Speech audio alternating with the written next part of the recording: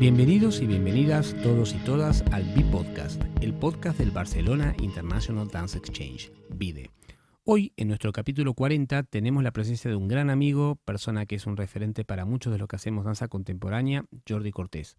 Jordi Cortés es de Barcelona y no solamente es coreógrafo, bailarín, performer, sino también ha trabajado mucho en lo que es bailar y coreografiar y investigar con personas que tienen habilidades especiales. Bienvenido, Jordi, un placer tenerte con nosotros al fin y gracias por estar hoy con nosotros. Muy buenas, Sebas. Soy todo tuyo. Qué honor, qué honor. Pues siempre empezamos hablando con nuestros invitados, nuestras invitadas acerca de los inicios, ¿no? Y porque siempre es interesante saber qué bicho te picó para dedicarte a esto del movimiento. Y vos que tenés una muy dilatada e intensa, un intenso camino recorrido, ¿qué fue un poco lo que te movilizó a volcarte hacia la danza? Y si recordás un poco de esas épocas primigénitas. Bueno, a mí el bicho me picó ya desde pequeñito, porque ya me hacían bailar mis hermanos mayores, yo soy el más pequeño de 3 hermanos, y me ponían música y yo me ponía a bailar y me llamaban el peonza. Me llamaban peonza y me llamaban mono porque me subía a todas partes también. Perdón. Y lo que sucedía es que desde muy temprana edad, cualquier cosa que yo veía por televisión, en ese sentido tengo que decir que la gran Rafaela Carrà, el ballet Zoom, fueron una gran influencia. Yo era totalmente autodidacta en esa época. No sabía que la gente se podía dedicar a bailar, para nada. No tenía ni idea. Pero yo bailaba mucho en casa y sobre todo porque, aunque no lo parezca, era una persona muy solitaria. Me encantaba jugar solo, no era para nada social.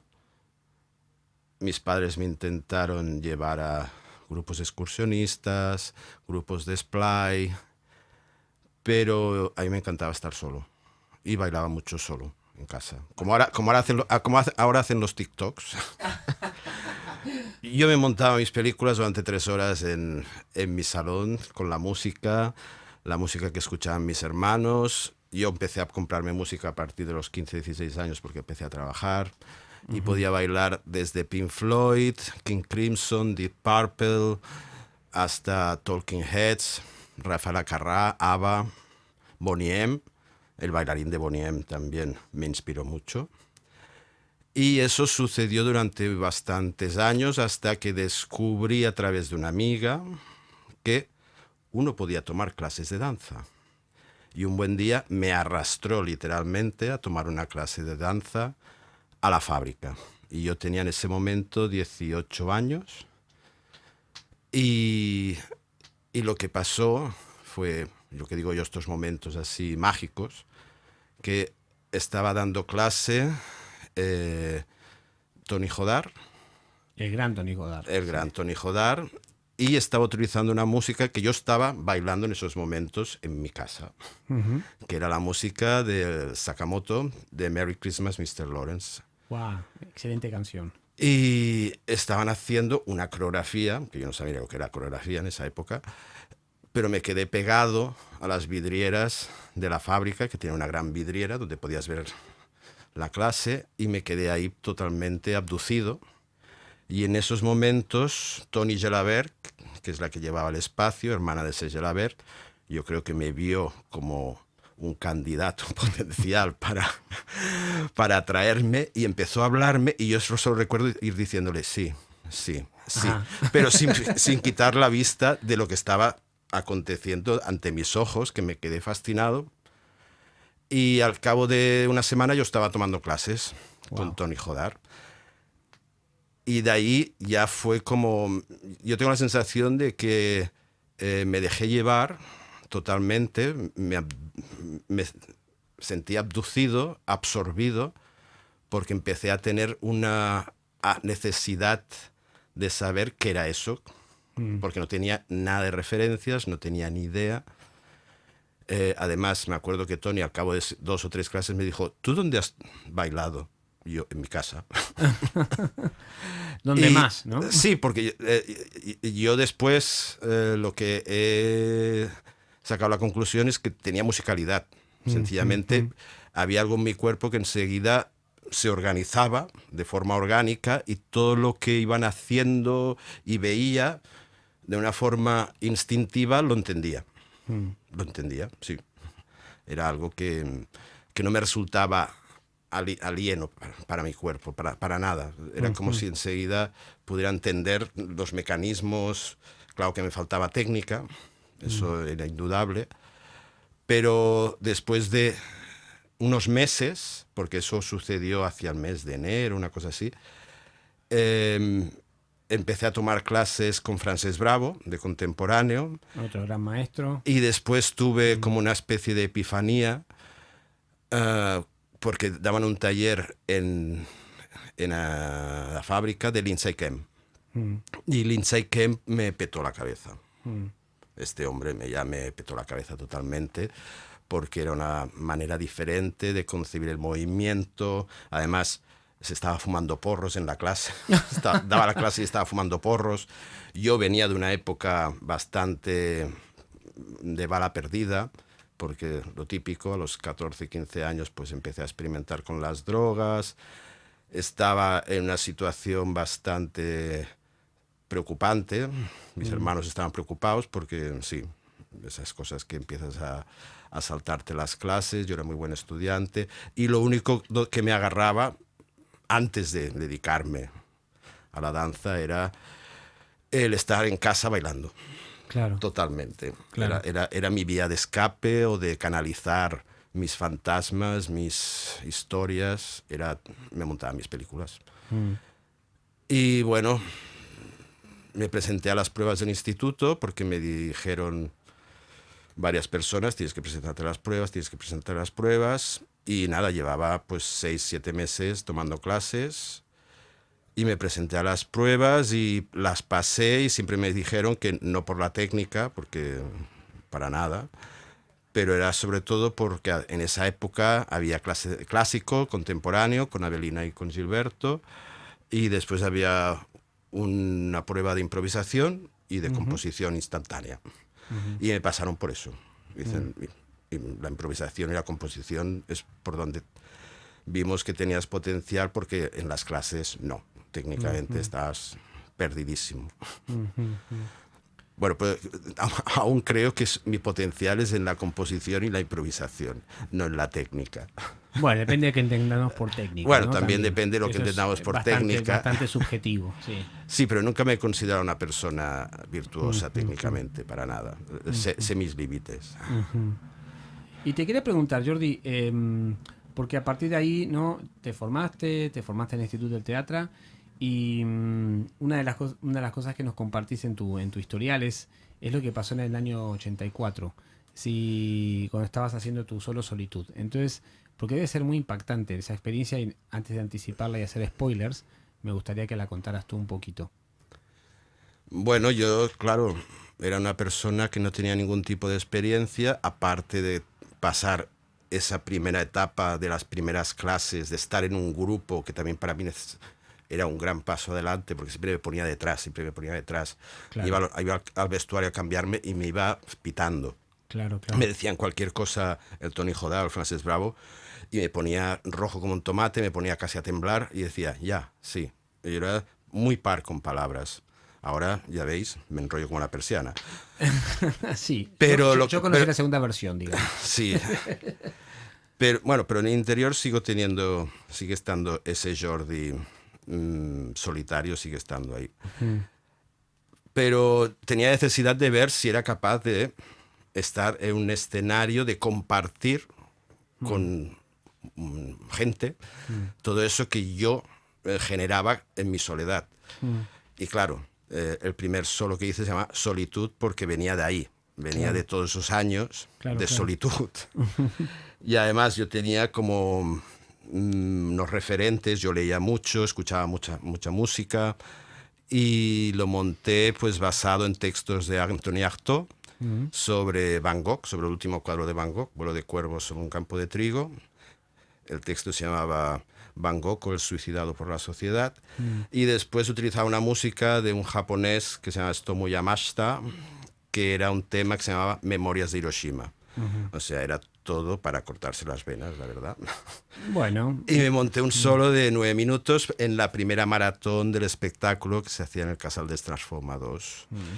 Es un momento que fue un momento en el cual podía haber pasado que no me había presentado en el escenario porque se me planteó esa posibilidad, estuve a punto de no ir, pero siempre digo que cuando tienes miedo o pánico, lo mejor es a través de ese miedo y ese pánico y no quedarse bloqueado. Aunque sientas un vértigo y la sensación de vacío, pero lo que tienes que dar es esa sensación de salto al vacío para comprobar qué hay después, ¿no? Y es lo que hice, y a raíz de ese momento culminante, porque allí también lo que ocurrió es que hice la primera improvisación escénica, porque yo me había montado todo solo, me lo había estructurado con todas las herramientas que tenía de esas pocas clases que había tomado y lo que había visto en ese momento en directo, que había visto muy pocas cosas. Tuve pánico escénico porque en el momento que salía a escena tuve la sensación de que nadie me hacía caso. En esa época, en las maratones del espectáculo, la gente fumaba porros, bebía cerveza, había un follón increíble, era un espacio muy pequeño, muy cerrado, estaba petado, y la gente estaba aún con la actuación anterior, que había sido un acto cómico con la Cruella de Vil. Y entonces llegué yo con toda esa densidad, y claro, todo el mundo estaba aún así, yo temblando como una hoja, a punto de salir corriendo, y se produjo ese clic en la cabeza en el cual dije, o me largo o me quedo aquí y planto cara. Claro. Y ahí, al cabo de 1 minuto y medio así, me dejé ir, sabía de qué iba la pieza, qué es lo que quería hacer, y hice mi primera improvisación sobre todo lo que yo había ido acumulando en mi cabeza y en mi cuerpo. Y a raíz de eso, lo que sucedió es que había gente del mundo de la danza, y estaba Juan Carlos García, Giovanni, de la Anónima Imperial, que me vio, y bueno, y al cabo de poco tiempo, de un par de semanas, me propuso crear la Anónima Imperial junto con Álvaro de la Peña, Dietrich Grosse, Tony Martínez, que iba a montar una compañía. Y yo pues dije que sí, de una manera así un poco como hacía en esa época, como si estuviera sonámbulo. Eso sí, vale, sí. Decía sí a todo. Sin saber bien cuáles serían las consecuencias, pero era totalmente instintivo, y ahí empezó pues la carrera con la Anónima. No sé, siempre hay estos turning points que se dice, que puedes haber tomado un camino o el otro, y han habido varios en mi vida. Y en ese momento pues llevaba poquísimo tiempo, y empezó la aventura con la Anónima, y después fueron sucediendo otros momentos mientras me estaba formando en el Instituto del Teatro, que me permitieron aplicar todo lo que estaba aprendiendo en esa época, que estaba pues con la técnica Graham, con la técnica Limón, con el clásico, con el Laban. Pero de repente salió un proyecto con el Iago Pericot, del Teatre Metropolità de Barcelona, que era el Mozart Nu, que fue también un turning point, porque era una pieza donde con la misa de Mozart, de la misa de la coronación, pues habían 2 performers que estábamos toda la misa desnudos, creando una relación con la música y con nuestros cuerpos. Y después Avelina Argüelles, que era profesora en el instituto, pues me dio también la oportunidad de trabajar con ella en piezas con su compañía que tenía en esa época. Y yo seguía creando mi propio lenguaje con gente del instituto. Yo tuve la suerte de que en ese año pues estaba María Muñoz, que después crearon primero la Dux con María Antonia Olivé, y después Malpelo. Estaba Alfonso Ordóñez, que creó Danat. Y había gente muy creativa, muy creativa. Enseguida yo me ponía a ensayar y tomaba cursillos con muchísima gente que venía a Barcelona. Yo tenía la formación del instituto, pero después el contact improvisación, que hemos hablado anteriormente, tú y yo, Pues yo tomé mi primer cursillo en el año 85, 86. Y estaba María Muñoz también. Y estaba el Jordi Casanovas también. Sí, que eran los primeros años del Contact aquí en Europa, por lo menos, porque llegó más o menos para esa época, ¿no? Sí, El sí. 80, 79, por ahí, sí. Y yo flipé, yo me maravillé con el Contact y después quedábamos en un aula en Bouger para practicar. Claro. Yo me acuerdo que quedábamos 4 o 5 personas y practicábamos. Después vino una mujer, Heide Tegedir, que era de la compañía de Pina Bausch, allí a la fábrica. Y Pina Bausch, pues desde el primer momento que la vi fue... ¡pum! Me voló el cerebro porque no sabía de dónde salía eso, pero yo decía, esto es increíble, tiene una poética, no sabía, no tenía referencias, pero digo, esto tiene algo que me atrae muchísimo y tengo ganas de saber más. Y me apuntaba a todos los talleres que habían con gente que había estado con Pina Bausch, porque en los años 80 tuvimos mucha suerte de que venía gente de la compañía de Merce Cunningham, de Trisha Brown. Había mucha actividad de profesores invitados y sobre todo algo que sucedía en los años 80 es que todo era como... Nos influenciamos todos a todos. No habían capillitas, que digo yo. Como hace tiempo ahora hay. No, pero lo que quiero decir es que había... Se compartía mucho. Se compartía mucho. Independientemente si tú no estás haciendo el trabajo X o Y o Z, pero se compartía y se debatía mucho. Estábamos todos como en la misma dirección en este sentido. Y además había muchas compañías que yo he comprobado estos años que la gente que empieza ahora ni las conoce. Yo me acuerdo, Eura, Taba, l'Espantai, el Ballet Contemporáneo de Barcelona, la compañía de Avelina Argüelles, Metros incluso, Danat. Hay muchas compañías que estaban en esa época que hicieron muchísimo por la danza y muy poca gente sabe de ello. Bueno, creo que hay una falta de memoria de la danza aquí. Bueno, o de la gente que en esa época estuvo empujando mucho. Claramente. De hecho, bueno, también escuchándote es muy interesante porque evidentemente los 80 fue una época de muchísimo ebullición aquí en Barcelona, ¿no? Bueno, en muchos lados del mundo, ¿no? Para la danza contemporánea. Pero como también habíamos hablado antes con personas contemporáneas a ti, e incluso que empezaron un poquito antes, ¿no? Como puede ser la Beatriz Daniel o nuestra querida Montse Colomé, siempre se escucha esa cosa, ¿no? De que parece que esa época todo era posible, ¿no? Como un poco fue los 60 en Estados Unidos, ¿no? O sea, que todo era posible en las artes. Y esta cosa que hablas de la colaboración. Me gustaría, a partir de ahí, ¿no? Siempre nos pasa, ¿no? A muchos que decidimos dar el salto y salir de nuestro lugar de origen, ¿no? Y vos tuviste una decisión de irte a otro país, que ahora nos vas a contar, pero sobre todo a los que cuando empezamos a ver videos en VHS o VHS, como se dice aquí en España, yo una de las primeras cosas que vi de Contact, coreografiado en este caso, fue el famoso video del bar de DV8 en el cual sos bailarín, que fue la primera vez que te vi, y después, obviamente muchos años después, nos conocimos en persona. Y ya vamos a hablar de ese video, pero ¿cómo fue esa idea y ese impulso? Quizá también fue por esto que decís, ¿no? Por una cosa totalmente intuitiva de irte de Barcelona, irte de Cataluña, de España y aterrizar en otro país con otro idioma y con otras, dijéramos, vicisitudes y sinergias, como en este caso es el Reino Unido, ¿no?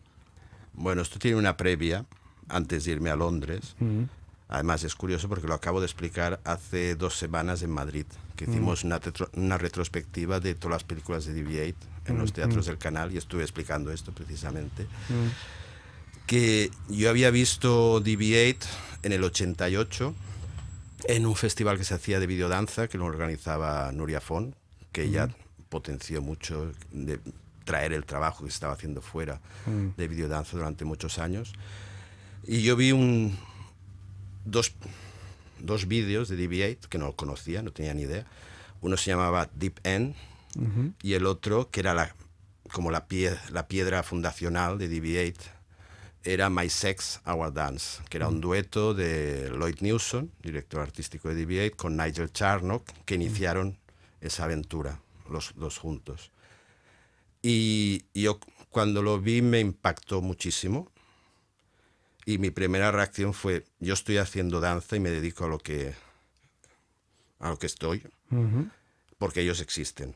Lo tuve clarísimo. Claro. Que era muy distinto, por ejemplo, a mí me encantó Pina Bausch, me encantaba Trisha Brown, pero nunca había sentido este impulso orgánico y vital de decir, esta gente necesito conocerlos. Pero eso fue esa primera impresión, pero yo no tenía contactos en Londres, no sabía nada, y yo en ese momento estaba trabajando con la Anónima, después con Mudanzas, con el Ramon Oller, hacía mis propios proyectos con gente que me gustaba, la Clara Andermatt, el Artur Villalba, y pasó pues estas cosas de que de repente un día recibí una llamada de una persona que hablaba inglés, que era el señor Lloyd Newson, que me llamó a casa por teléfono fijo y yo no hablaba inglés, pero mi pareja en ese momento, que era actor, hablaba inglés perfectamente. Y claro, pues después de decir hi, I'm Jordi, ya le pasé el teléfono y entonces me iba traduciendo y me dijo que estaba buscando, es el año 90, habían pasado 2 años y yo no había hecho, no movido ni un dedo porque no conocía gente, yo ni en Londres ni nada, y en esa época no había internet, ni nada, email, sí. ni nada. Pero este hombre había conseguido mi teléfono y me había llamado. Y él estaba buscando un bailarín porque empezaba una creación nueva y había oído hablar de mí. ¿Y por qué? Porque tenía un amigo en París, que se había ido a París ya hacía 4 años, pero que estábamos en contacto y así, y él sabía que yo conocía a DV8 y le había hablado mucho de ese vídeo de My Sex, Our Dance, que me había impresionado muchísimo. Y Lloyd había hecho una audición en París buscando bailarines y no había encontrado, y tomando algo en la terraza dijo, yo tengo un amigo en Barcelona que le fascina tu trabajo, y le pasó mi teléfono y ni corto ni perezoso me llamó. Qué bueno. Y bueno, yo lo que le envié en esa época es un vídeo en VHS conmigo improvisando en Bouget, en el estudio donde yo trabajaba en esa época con Ángels Margarita y con la Anónima. ¿Estabas vestido en ese video o ya estábamos con los desnudos? O mite. Perdón que haga esta broma interna. No, estaba vestido. Y le envió un vídeo mío improvisando, puro y duro. Entonces me volvió a decir que seguía estando interesado y que sí quería ir a Londres a probar. Yo en ese momento estaba con bolos, con metros, además, con el Ramon Oller. Y me habían dado una beca para irme a estudiar un año a Nueva York con Merce Cunningham. Menudo momento. Sí, un momento, otro turning point.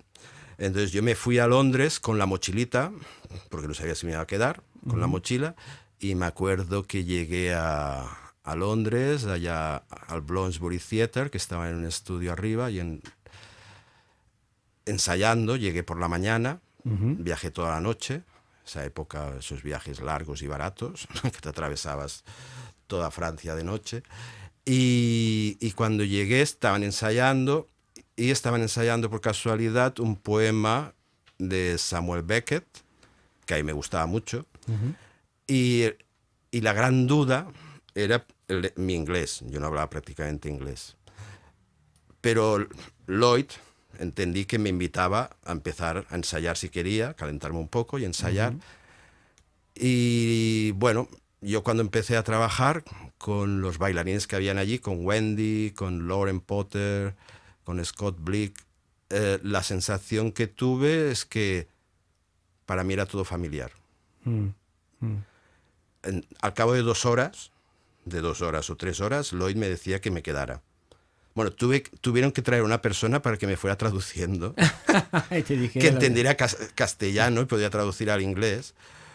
Y Lloyd estaba muy preocupado porque decía, yo te quiero, pero no sabes inglés. Y nosotros hablamos mucho del trabajo. Y yo, vale. Y entonces yo a él lo veía con la duda y el dilema, y digo, yo no puedo hacer nada. Ya intentaré aprender lo más rápido posible. Claramente. Y no, yo la sensación que tuve es que me entendía muy bien con los demás performers. A Lloyd, no sé por qué, lo entendía. Es como si me comunicara telepáticamente con él. Y él flipaba, porque empezaba a hablar, vamos a hacer esto, no sé qué, no sé cuántos. Yo pillaba 3 o 4 palabras y después decía, es eso. Y yo, vale. Sí, yo supongo que también como estaba muy acostumbrado a improvisar y además venía de una época que llevaba como 2 o 3 años trabajando muy intensamente con David Zambrano. Llevaba mucho tiempo, hicimos un proyecto, o sea, Milonga en la Jackson Church. Venía de trabajar mucho con David a través de la improvisación, diferente gente, pim, pam, pum. Ya, pues yo creo que tenía una capacidad de observación y de escucha espacial y corporal y emocional muy desarrollada en ese momento, que para mí era muy fácil enseguida trabajar contigo, vale, contigo también, contigo esto, y de crear un diálogo siempre distinto dependiendo de la persona con la que me encontraba. Yo creo que eso fue lo que suplió mi carencia de inglés. Y bueno, fue eso de que yo iba a quedarme solo para un proyecto, porque Eloy trabaja por proyectos y además está muy claro, periodo de creación, periodo de performance, sí. Y hay una fecha donde se muere el espectáculo. Eso lo ha hecho siempre. Y bueno, tuve la gran suerte de que estuve en 4 procesos de creación y de performance, y 2 procesos que también eran de recreación cuando hacíamos las películas, porque siempre implicaba un mes de reescribir la pieza que habíamos hecho en vivo, era reescribirla para el audiovisual, que en esencia es lo mismo, pero el lenguaje es diferente. Totalmente. Sí. Bueno, y te quedaste un montón al final te quedaste como 10 años, ¿no? 10, 11 años fuera de entre idas y venidas. Sí, no, y estuve bueno, tiempo fuera. Y es espectacular, porque bueno, estuviste en Nueva Zelanda, bueno, en un montón de lugares, trabajando con un montón de gente, y no es o sea, quisiera saber cómo fue, claro, tuviste 10 años, es un montón. Era en otra época también, como decir, los 90, no había la inmediatez comunicacional que tenemos hace unos 15 años, ¿no? Con los smartphones, Skype y todo esto. Era una época distinta con respecto a las raíces, a la conexión con tus amigos, con tu familia, con tus iguales. ¿Cómo fue esa vuelta a Barcelona? Más que por qué volviste, sino cómo fue esa vuelta después de toda esa experiencia tan potente que traías de estar fuera, de haber estado en una compañía como Debate y con otros artistas increíbles, y con todo ese bagaje, y me imagino que ya hablabas bien inglés, ¿no? Para esa época. Hombre, sí. No, además hice mi primer monólogo de danza en inglés. Hice un solo que se llama Lucky, que estuve 9 años haciéndolo, y además yo volví a Barcelona con ese solo, al Festival de Sitges, al Espai de Danza y Música, en La Porta, que le la llevaba los Cardassi, Carmelo y la Naulate, también lo hice en La Porta. Es un solo que hice en inglés, era un monólogo donde era un physical theater y había trabajado con una escritora colombiana, pero que lo hicimos en inglés y sí, para mí el inglés, durante una época, siempre digo que he desarrollado muchas ideas y muchos conceptos en inglés. Incluso hoy en día, muchas veces cuando estoy en proceso creativo, escribo en inglés. Soy más claro conmigo mismo cuando escribo en inglés lo que estoy trabajando que en castellano o en catalán. Pero yo creo pues porque desarrollé muchas ideas y muchas maneras de trabajar con el inglés que en castellano me cuesta encontrar los equivalentes. Y también yo creo que el idioma a veces, yo siempre he pensado que el idioma también nos perfila, nos moldea. Sí. Es muy diferente cuando estoy dando clase en inglés o trabajando en inglés que cuando estoy en catalán o en castellano. Estoy totalmente de acuerdo. Soy Jordi, pero es como otra parte, ¿no? Yo creo que también por el hecho de haber estado fuera, que estás en otra zona, estás con otro entorno, que es muy distinto al entorno familiar o de confort de tu ciudad, ¿no? que a ti también te debe haber pasado. Totalmente, sí. Sí, No, cuando estás en la práctica cotidiana de otro idioma, sobre todo anglosajones, ¿no? O otra gente que tiene que hablar en alemán, o como que, o el francés inclusive, pero el francés de última está cerca gramaticalmente del catalán, del español. Creo que te cambia la manera en cómo conceptualizás, o por lo menos para mí, y como decías vos, sos la misma persona, pero decís las cosas de otro lugar, porque el sí, idioma de por sí. Es decir, yo siempre digo, no, a mí el inglés me parece el idioma más práctico del mundo y para la danza está como a huevo hecho para eso. sí, Pero para la poesía me sigue gustando más las lenguas, digamos, latinas, porque si bien, como decís vos hace un ratito, ¿no? Uno se enrolla como una persiana, pero ese enrollo como una persiana me parece que le da una musicalidad que en el inglés cuesta un poquito más de encontrar. sí. Pero tú me preguntabas cómo había sido mi vuelta Sí, a perdón, sí, Barcelona. nos enrollamos con el Sí. idioma. No, yo volví a Barcelona por una serie de circunstancias.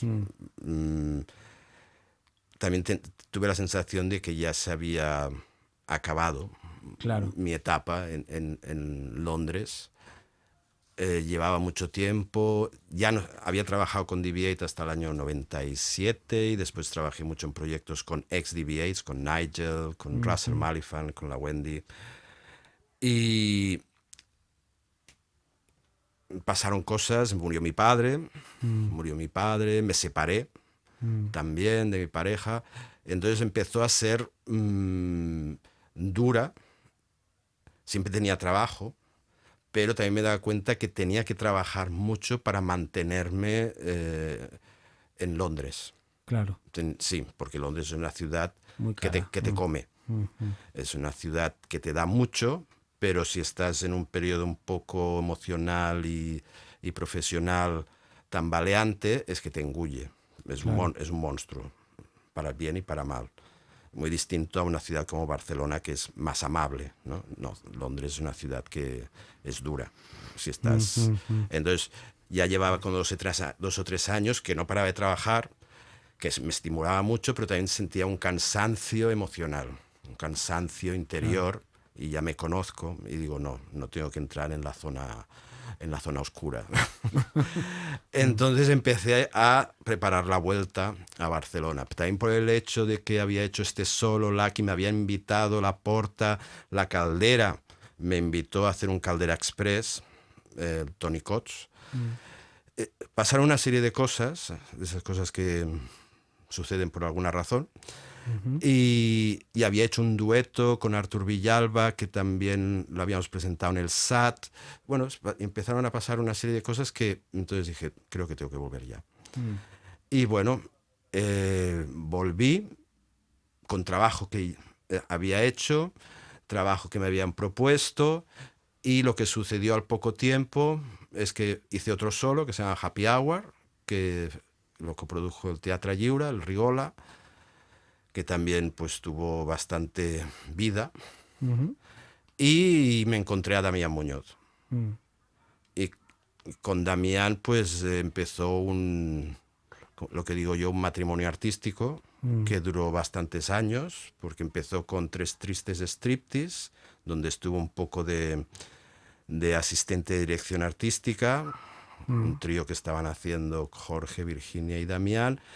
Y de ahí vino ese dueto, Olelés, que estuvimos pues como 8 o 9 años girando por todas partes. Y que fue la primera vez que yo te vi bailando en vivo, allá en vale. video, allá Ok. en el año 2004, o 2005, perdón, 2005 en la antigua el Spy, ¿no? Sí, Que ya no está, sí. que hoy es un parking para la gente que le gusta la cultura, ¿sí? Vale. Sí, antes era un teatro maravilloso, ahora es un parking. Perdón, continúa, por favor. No, No estábamos hablando de Olelés. el inicio fue la vuelta, fue como reencontrarme con toda la gente y tal, y fue muy fructífero. Claro. Fue muy fructífero.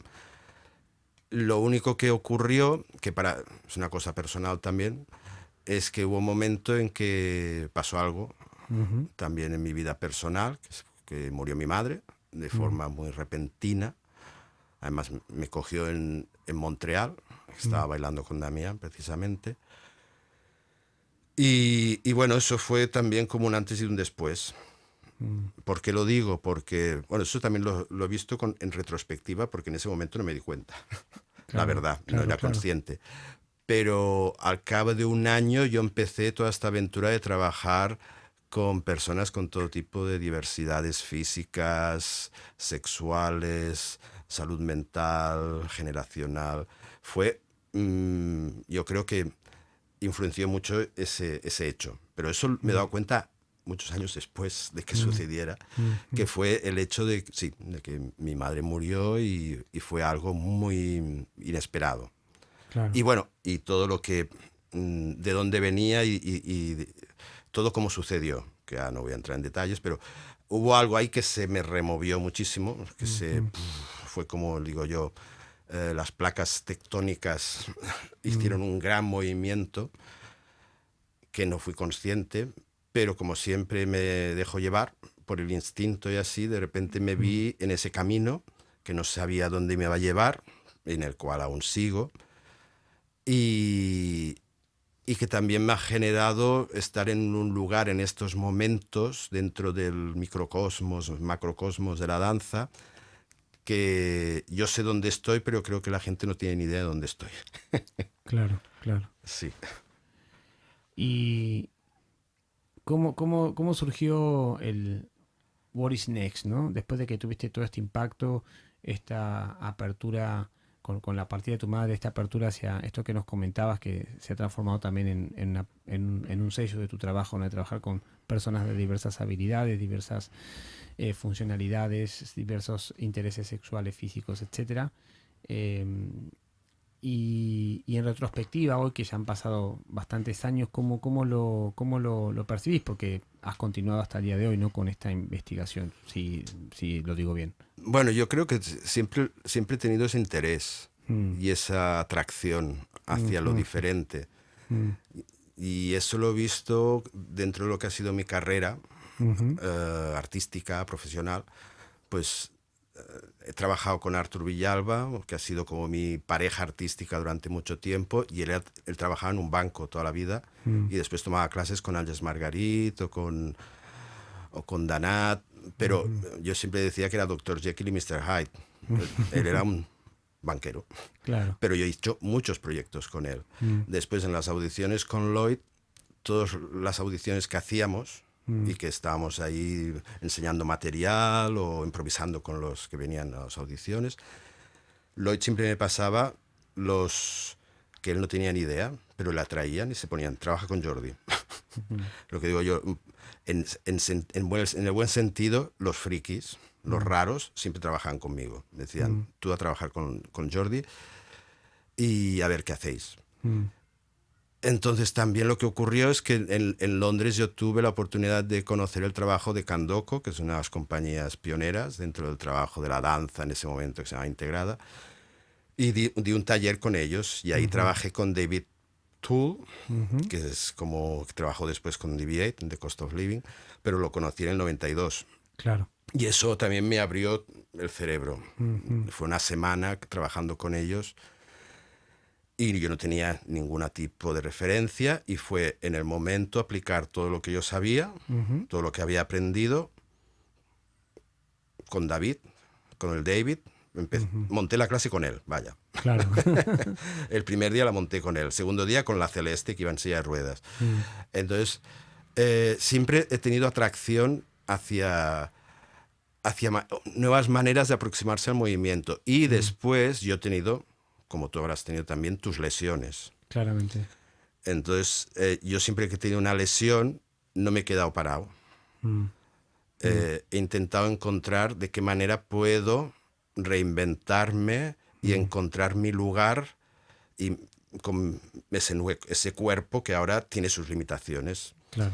Y eso me ha pasado en varias ocasiones. Yo siempre explico que yo hice un proyecto en Holanda, que era un dueto, Mm, éramos dos bailarines, duraba como 1 hora y media, no parábamos. mm, Y 2 semanas antes yo me lesioné, me rompí el menisco, y me tuvieron que operar y tuvieron que llamar a otro bailarín ujú, que yo conocía. Dije, vos seguro que lo puede hacer, es una máquina.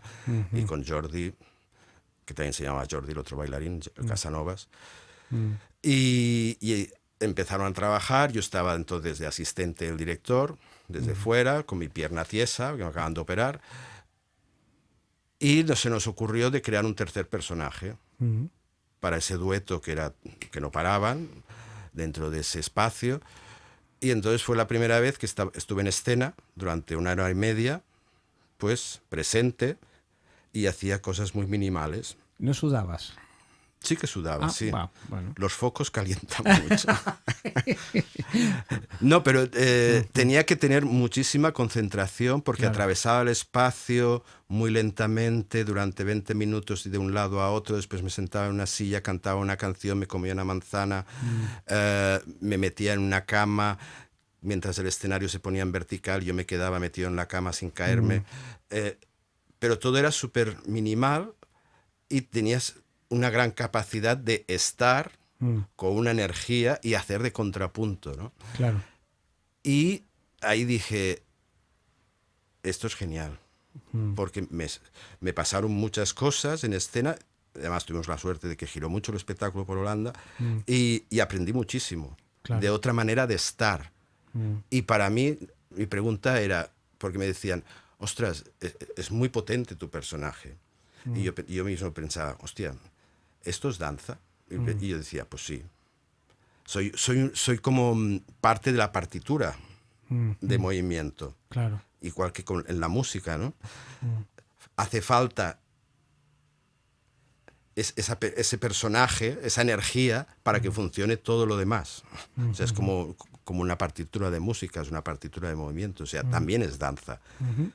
No levanto la pierna, no salto, no me tiro por los suelos y hago la croqueta, pero digo, sí, yo formo parte de la partitura de la danza. Y claro, eso me hizo replantear muchas maneras de trabajar y que después me ha servido mucho para trabajar pues, con este colectivo también, de otras maneras de entender, ¿no? Que no es necesario que tengas que tener un cuerpo, que el cuerpo te da lo que tiene y lo tienes que potenciar con lo que tienes y descubrirás muchas maneras que ni te imaginabas. Porque en lo que me ha pasado lo he vivido y sé que puedes encontrar maneras. De ahí me va a salir una pregunta que no es qué piensas de la danza, pero que te voy a hacer al respecto de esto de estar en escena, ¿no? Pero antes quería un poco también que nos compartieras, ya que nosotros, no lo dije al principio, pero también formamos parte de un centro de creación que es La Caldera, en el cual además ahora estamos juntos en la junta directiva, vaya la frase. Y también se transformó en tu espacio, ¿no? En nuestros espacios donde no solamente investigás, creás, sino también desarrollás tu parte pedagógica, ¿no?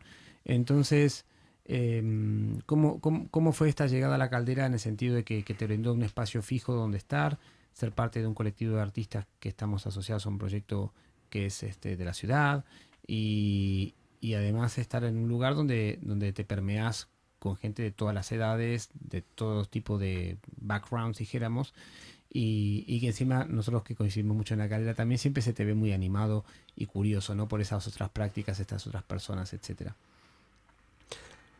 Bueno, de alguna manera siempre me he sentido ligado a La Caldera porque ya cuando se inició pues conocía a los socios que habían creado La Caldera. En esa época pues tenía relación con el Carlos Salas de Búbulus, el Álvaro de la Peña con Iliacán, con Sol. Conocía a Inés y a Carlas de Sensatempo. Y bueno, como he dicho antes, de alguna manera cuando me planteé volver fue también porque sucedió La Caldera Express, donde hice un proyecto con varios bailarines que funcionó muy bien. Y que de ese proyecto salió un espectáculo que se estrenó en el Festival de Sitges, después estuvo en el Espai de Danza 2 temporadas, se repitió y además hicimos 2 semanas. Tuvo una gran aceptación. Y además en ese espectáculo había un bailarín que era ciego. el Adolfo Colmenares, que había bailado con la Anónima, con la Ángels y tal. Y bueno, yo siempre me he sentido vinculado a la Caldera, he hecho muchos proyectos allí.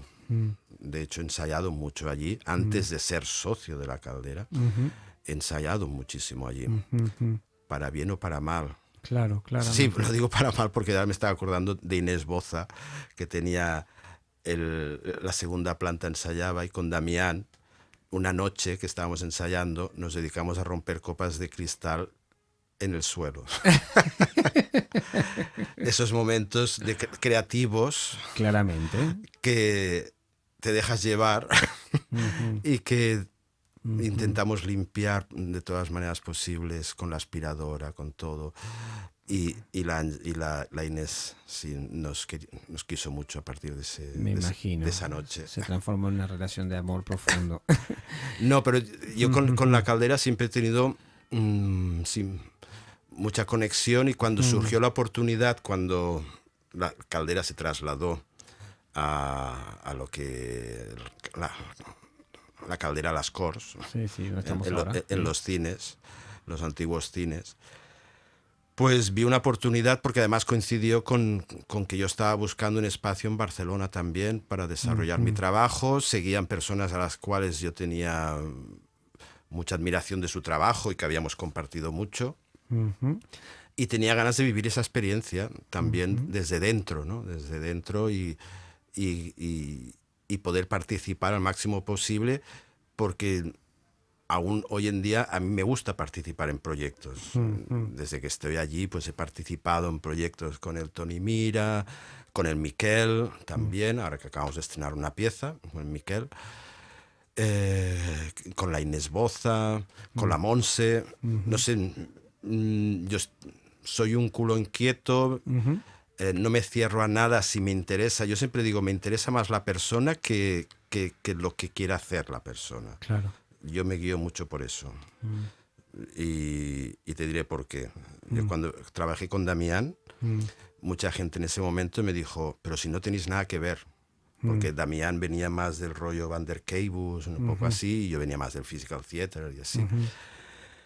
Y yo no hice caso a la gente, la verdad. Es que mucha gente decía, no, porque además yo estaba en un circuito en ese momento, con los solos, estaba en un circuito que era mucho la gente de Jérôme Bell, de Xavier Leroy, Benamantero, con mis solos. Iba mucho por ese circuito, que yo tampoco me veía ahí. Pero bueno, me metieron ahí. Claro. Y entonces yo quería trabajar con Damián porque entendía muy bien, me entendía muy bien a nivel intelectual, a nivel de gustos y a nivel instintivo. Y emocional me entendía muy bien. Digo, sí, nos vamos a entender muy bien. Entonces yo me guío por las personas. A mí cuando me enseñan vídeos, mira el trabajo que he hecho, mira, te gusta esto, te gusta otro, pero yo estoy mirando a la persona más que al vídeo.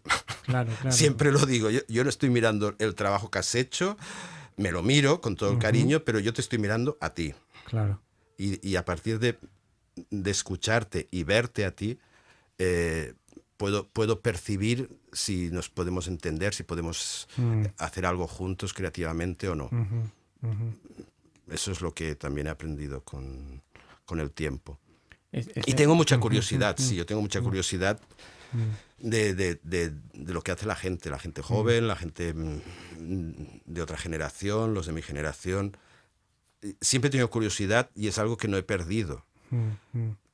Es algo que he hecho a faltar tengo la sensación, a lo mejor me equivoco, en el mundo de la danza, en estos momentos, en estos años, desde que he vuelto, bastante. Creo que algo que, por ejemplo, sucedía en Londres es que había mucho debate, se compartía mucho, aunque hiciéramos trabajos diametralmente opuestos. Y todo el mundo iba a ver de todo. Claro. Y aquí tengo la sensación de que si tú no estás dentro de lo que a mí me interesa y estos límites son mis límites y todo lo que sale de aquí no me interesa. Y eso lo respeto, pero no lo entiendo. Claro.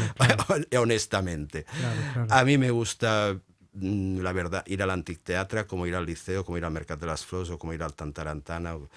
Si me interesa esa persona, voy a verlo. Y además, algo que intento, y además lo intento estos últimos 3-4 años, es dar feedback. Y dar un feedback constructivo. Claro. Y en ese sentido, por ejemplo, a Óscar siempre le doy feedback de lo que veo en La Caldera. Sí. Y yo creo que es necesario y creo que no se da. ¿Por qué sentís, por eso te quería preguntar, ¿por qué sentís que se ha anquilosado tanto la escena? Estás describiendo la escena de aquí de Barcelona, pero pasa en otros lugares también, ¿no? Como Sí, esta sí, cosa supongo que pasa en todas partes. de cerrarse como en pequeños, no sé si la palabra es guetos, pero como compartimentar en vez de ¿cómo se llama? De vincular y, ¿cómo decir? Y circular, ¿no? Que era un poco lo que contabas que pasaba antes en Londres. ¿Cuál es tu take en eso? Pues la verdad es que no lo sé. Se convierte en algo un poco endogámico, un poco estar con toda la gente que un poco puedes hablar de lo mismo y te entiendes. Y a mí me resulta a veces un poco aburrido en ese sentido. Claro. Siempre estar hablando de lo mismo, ¿no? Me gusta cuando alguien viene desde otro lugar, desde otra experiencia artística. Yo supongo que lo he aprendido estando fuera muchos años y de repente tener que... Yo, que vengo del Contact, de repente te venía un tío que venía del Netherlands o del Kohlberg y te tienes que entender. Y era fascinante. Claro, y lo encontraba increíble. Y podía ser una persona súper interesante con la que trabajar, con la que compartir. Y creo que sí que se da, de cierta manera, pero que... bueno, no sé, hay como... Tengo la sensación de que... ¿Cómo formularlo? Como te salga. Sí, que las personas de un mismo tipo de trabajo, de un mismo tipo de lenguaje, de manera de concebir, de concepto de lo que es la performance, lo que es la danza y tal, se van retroalimentando entre ellos. Entonces, a veces me resulta difícil encontrar algo que realmente me sorprenda, ¿no? Claro. Y sí que encuentro cosas que me sorprenden, por supuesto. Pero yo me doy cuenta que voy a ver muchas cosas diferentes, pero que, por ejemplo, no ocurre lo mismo, que los demás van a ver muchas cosas diferentes fuera de lo que a ellos les interesa, ¿no? Que es, cada uno es muy libre. Totalmente. ¿Quién soy yo para decir no hay lo que obligación. Sí. No, pero es una reflexión muy válida la que estás planteando, me parece. Y, no sé, a mí me resultaba muy interesante que se daban debates, me acuerdo, cuando estaba allí en Londres, me pongo así un poco nostálgico, pero de repente Lloyd, pues hablando de su trabajo con los del Rambert, que tenía un trabajo totalmente distinto, nada que ver, o con el Matthew Bourne de Adventures and Motion Pictures, que era algo totalmente distinto. He encontrado estos resultados. Uy, se ha disparado de repente el teléfono, no sé por qué. Bueno. Y eso lo encontraba súper creativo. Además, me acuerdo también que una crítica de danza, precisamente criticando a Enter Aquiles, la pieza que has nombrado antes, que era la crítica por excelencia de la danza en Gran Bretaña, se iban carteando con Lloyd en los periódicos, discutiendo sobre el trabajo de Enter Aquiles. Claro. Y era fascinante. Claro. Era un toma y daca, y tú ibas siguiendo. Claro. Escribían en el diario, lo podías ver, como ella escribía la crítica, Lloyd le contestaba una carta al director, ella contestaba, y eso me encantaba. Sí. Porque hace que haya algo vivo, y después se encuentran y está bien. No hay mal rollo. Sí, te entiendo. Son diferentes puntos de vista, pero establecían un diálogo. Y eso es lo que encuentro muy interesante. Yo, por ejemplo, ahora voy a ver cosas a la Caldera y después hacen puertas abiertas y la gente habla. Eso lo encuentro súper interesante. Y yo siempre digo la mía, si me gusta o no me gusta.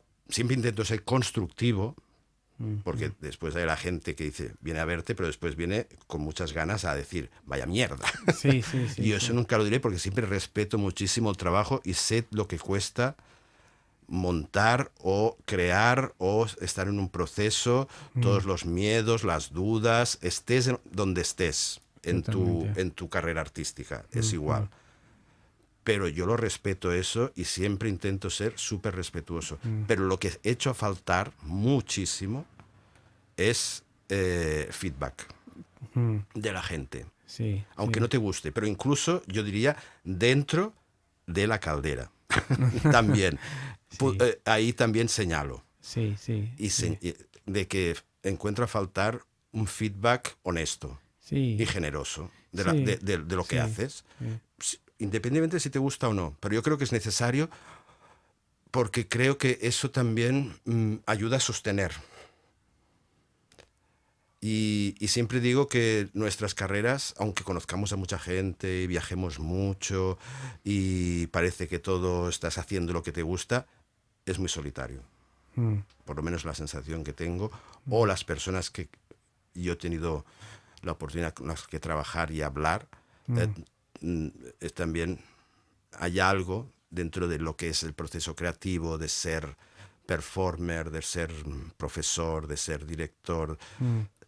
Hay algo también que es muy solitario.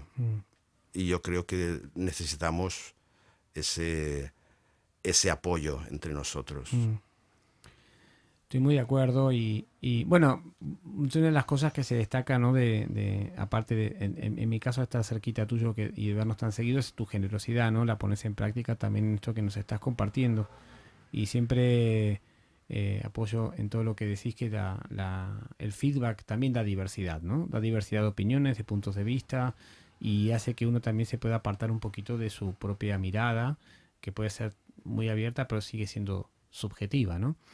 Y por eso también te quería, para ir terminando, preguntar, no qué es la danza para ti, pero hablaste muchas veces y creo que ahora también sobre un estar en el escenario y, y también de ese observador, ¿no? Porque vas a ver muchos espectáculos como nos pasa a los que nos gusta mucho esto, ¿no? De ir a ver cosas también como público. Entonces, ¿qué para vos hoy es estar en escena, ¿sí? Ese cuerpo en escena del Jordi de hoy, de aquí, de ahora. Eh, ¿Cómo lo sentís? ¿Dónde está? Mira, una cosa que me sigue gustando aún con pasión es estar en escena y no saber qué va a pasar. Mm, Me encanta improvisar en escena. mm, Es algo que he hecho bastante, ujú, mucho, y a veces tengo mono de no ujú, saber qué va a ocurrir en escena, de ujú, estar con un músico, estar con otros performers ujú, y crear en el momento con un público. ujú, Eso me fascina, mm, me vuelve loco. Son los momentos más satisfactorios que yo recuerde de estar en escena. mm, Y ahora con mi bagaje, mi vida, mi edad, mi experiencia, estar en escena, la verdad es que eh, algo me atrae mucho cuando lo encuentro en escena es cómo parar el tiempo mm, y cómo plegar o desplegar el espacio mm, sin que haya escenografía. mm, No sé cómo explicarlo, pero es la sensación esta de que haces al que te está viendo mirar a un punto sin casi hacer nada. mm, Y la sensación esta de que sí, de que tienes el tiempo en la palma de tu mano y mm, puedes acelerarlo o ralentizarlo. Y es una cuestión de energía. Y después sí, de plegar o desplegar el espacio también, de hacerte grande o pequeño. mm, Y yo creo que eso es experiencia, de hacerte muy presente o hacerte prácticamente invisible estando presente. mm, Hacerte casi como transparente, más que invisible, transparente, ¿no? Que casi pueden ver a través de ti o hacerte muy sólido. mm, Y esto es lo que últimamente descubro de alguna manera, ¿no? mm. que, que yo creo sencillamente que es la edad. O sencillamente porque ya no me muevo casi nada. No, es mentira, porque con la Charlotte, una amiga sueca que hacemos un dueto, me muevo mucho, aunque a veces hay ese momento de estar Claro. y dirigirte al público y estar mirándolos tranquilamente y estar y hablar con ellos, que me encanta. Sí, Sí, sí. Un poco como comentamos antes de empezar con el podcast, ¿no? Es como decía Nicolás, estar en moción, ¿no? in motion. Sí, sí, sí, en el motion, no en el la emotion, ¿no? Pues es súper inspirador escuchar esto y como siempre estar contigo y escucharte y aprender de tus puntos de vista. Y para finalizar, preguntarte un poquito qué les depara el futuro al curioso, inquieto y incombustible Jordi Cortés. Pues no lo sé, yo hace tiempo que no pienso en lo que me va a deparar el futuro. Desde que tomé también una decisión que no sé dónde acabaré, que fue el hecho de que hace pues 7 años, 8 años, que no pido ayudas, ni subvenciones, ni fundaciones, ni nada. Tomé esa decisión. Entonces vivo el día a día con mucha a veces felicidad, pero también con la sensación de que no sé qué va a pasar. Pero tal como está el mundo, tal como está mi vida, yo en estos momentos me dejo llevar. Salen proyectos, salen historias que son muy excitantes, muy seductoras, muy enriquecedoras. Y no lo sé, es que la verdad no, ni me lo planteo, la verdad. Porque cuando me hablan dentro de 2 años hacer un proyecto, digo, sí, pero vete a saber dónde estamos, con la crisis, con las guerras, con todo esto. Yo quiero disfrutar de hoy, de estar aquí ahora contigo. Yo sé que la semana que viene me voy a Suecia a disfrutar con Charlotte, a descubrir otra vez el dueto que hacemos, redescubrirlo. Entonces van viniendo las cosas y bueno, ya lo que depara el futuro, bueno, mira, hay una anécdota de un amigo que trabaja mucho con personas que vienen refugiadas de la África subsahariana y además habla la lengua de signos y tal. Me explicó una anécdota que era muy interesante, porque hablando en lengua de signos, hubo un momento en que no se entendían con el concepto del pasado y el futuro. Y claro, al final se entendieron porque esta persona que venía, no sé si venía de Gambia, de un país de estos así pequeñitos, para él el pasado está delante. O sea, nosotros decimos el futuro y con las manos señalamos delante nuestro. Por eso no se entendían entre ellos dos. Porque él, el chico este, el pasado dice, está delante porque es algo que puedo ver. Es algo que ha pasado y está delante mío, yo sé lo que ha pasado. Y decía, y el futuro para él decía que está detrás porque no sé lo que va a pasar. El futuro para él estaba detrás. Y eso a mí también, estas cosas que te vuelan la cabeza y te empiezan a girar todo y dices, es totalmente, dices, hostia, pues algo de razón tiene también. Porque siempre estamos preocupados por ese futuro que quieres ver, pero no lo vas a ver. Claro. Porque te va a pillar siempre de alguna manera. Lo puedes preparar, pero bueno, lo que me has preguntado, pues te digo, el futuro, yo estoy abierto a todo lo que pueda suceder y como ya pasamos ahora estos 2 años de pandemia donde tuvimos que reaccionar de una manera muy creativa para poder seguir haciendo proyectos y generando y eso no lo veías venir, pues en esas estoy. Como lo que vendrá, todo lo que venga, espero estar preparado. Pues es súper profundo lo que nos acabas de compartir y te agradecemos un montón de que te hayas tomado un tiempo para para enseñarnos, para iluminarnos, ¿sí? Y para siempre proponer nuevas perspectivas. Te agradecemos muchísimo, Jordi, por estar con nosotros. Pues muchas gracias, Sebas. Y como dice Sebas, ¡viva la danza! Este fue el capítulo número 40 del B-Podcast y nos vemos en la próxima. Muchas gracias.